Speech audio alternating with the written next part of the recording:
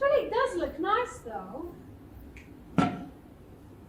Oh, how stupid of Jill's.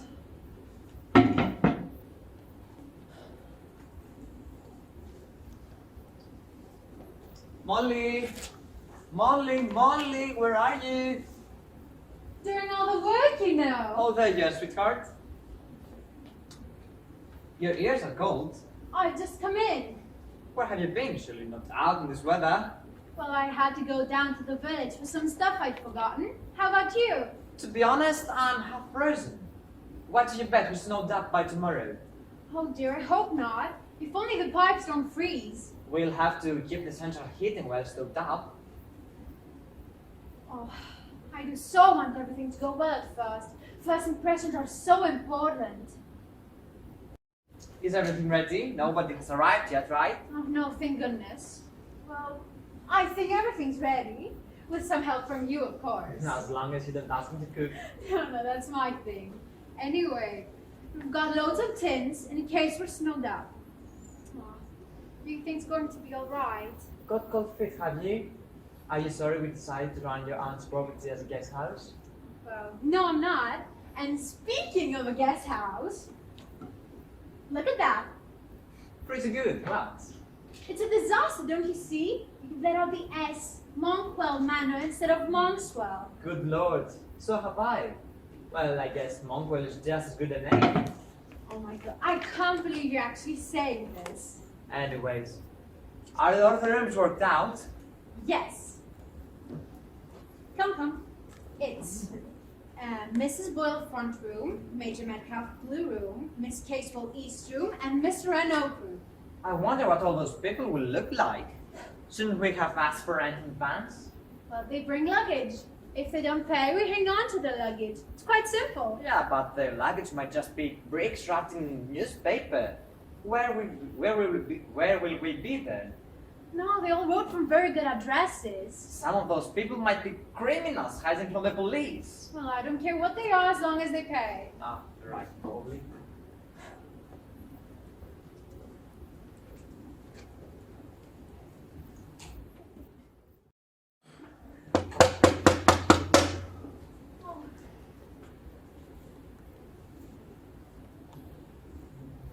How do you do? Thanks so much. Terrible weather, isn't it? My taxi gave up at your gate. Are you Mrs. Ralston? Hi, delightful. My name is Wren. How do you do, Mr. N? You're not at all as I would imagine you, and the place is quite heavenly. I'm simply going to love this place. Have you got any waxflowers or birds of paradise? I'm afraid not. What a pity. Well, it doesn't matter since this place is divine. Come and warm yourself. This is my husband, Jill's. How do you do? Terrible weather, isn't it? I'll take your suitcase up for you. Oakroom, did you say? Yes. I do hope it has a four-poster bed with living roses. No, it hasn't. I don't believe your husband is going to like me. How long have you been married? We've been married just a year. Perhaps you'd like to go up and see your room? Tick-tock, but I do like knowing all about people. People are so madly interesting, don't you think so? Well, I suppose some are, and some are not. No, I don't agree. They're all interesting, because you never really know what the other will. You see, the only people who really know what anyone is like are artists. Are you a painter? No, I'm an architect. My parents baptized me Christopher in hope that I would be an architect. Christopher Wren, exactly like the famous architect.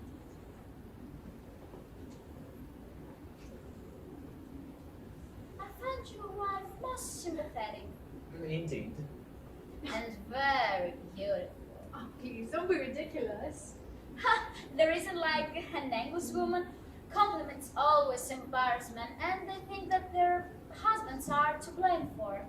There's something very rough about their manners. Perhaps you'd like to go up and see your room? Shall I?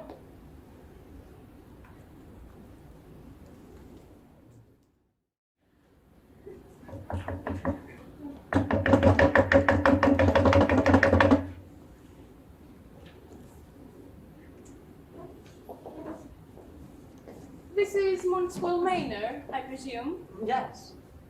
I am Mrs. Boyle. I'm Jill Schlossen. Come and get warm. Is this your own luggage? Well, a major Metcalf is seeing to it. I'll leave the door for him. We had to share a taxi from the station, you know, and there was great difficulty in getting that. Nothing ordered to meet us. I'm It so seems. I'm so sorry. We didn't know what train you would be coming by. Otherwise, of course, we would have arranged that someone would come and pick you up. Well, all trains should have met. Let me take your coat. My wife will be down in a minute. I go and give Major Metcalf a hand with his luggage. Most indifferent and casual, I must say. I'm so sorry. Mrs. Rasson, Yes, you're very young. young. To be running a hotel of this kind, you can have much experience.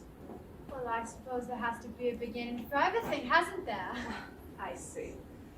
Quite inexperienced and an old house. Oh, well, the house is in perfect condition.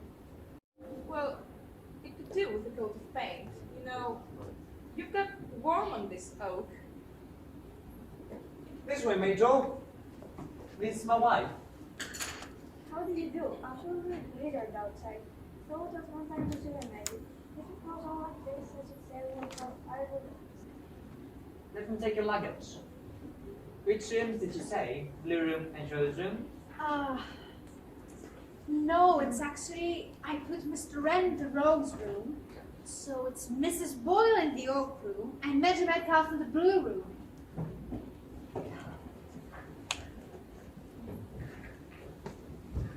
Do you have much servant difficulty here? Well, there's a good local woman who comes in from the village. And what indoor stuff? No indoor stuff, just us.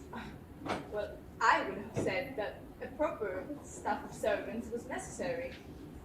Anyway, may I ask if I'm the only guest with Major Metcalf? Oh no, there are several here. What will not love make the wind? What will the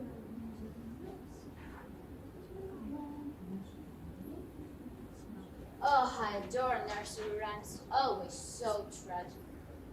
May I introduce Mr. Wren, Mrs. Boyle? How do you do?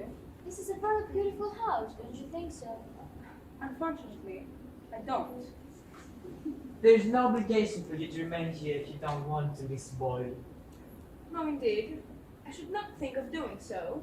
Well, I could drink for the taxi to return. The roads are not closed yet. I'm certainly not going to leave until I have tried what this place is like. Perhaps you could take me up to my room, Mrs. Ralston. Certainly, Mrs. Boyle.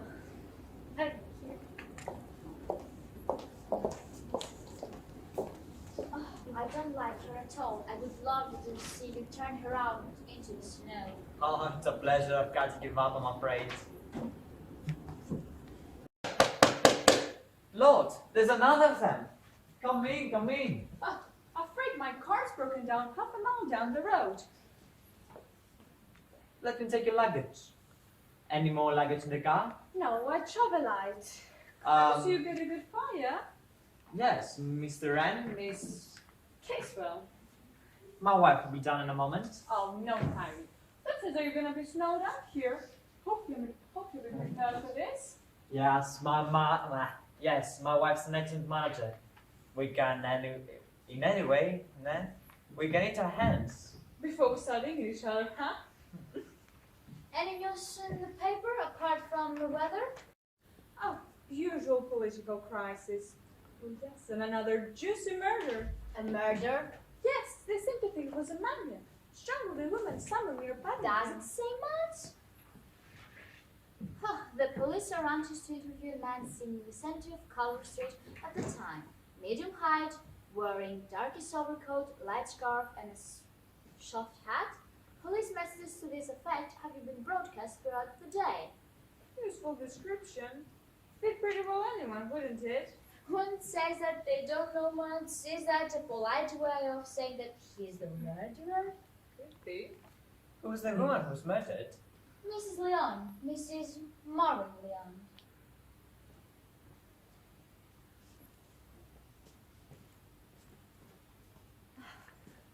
This is Molly, my wife. Oh, how do you do? It's an awful night. Yes. Perhaps you'd like to go up to your room? Yeah, thank you. I would like to.